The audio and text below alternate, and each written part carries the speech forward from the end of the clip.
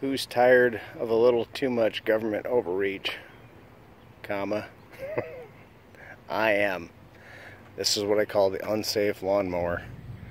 You can see the discharge chute is wired open.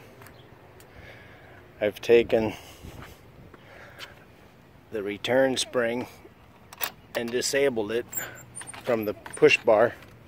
So that way I just got to push it and it'll go. Then this is the starting function. What I've done is I've created a retainer loop clip. So I reel that back.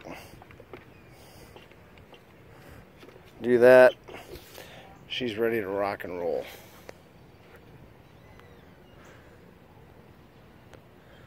Now, all I gotta do is start it and show you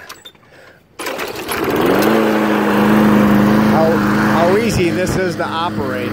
So it's running because the bar is being held back by that illegal safety, or that illegal clip that I made.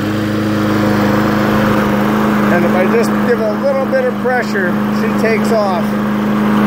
So when you go uphill, it's a nice, easy uphill. You let the lawnmower go up. You don't have to push it. I love it.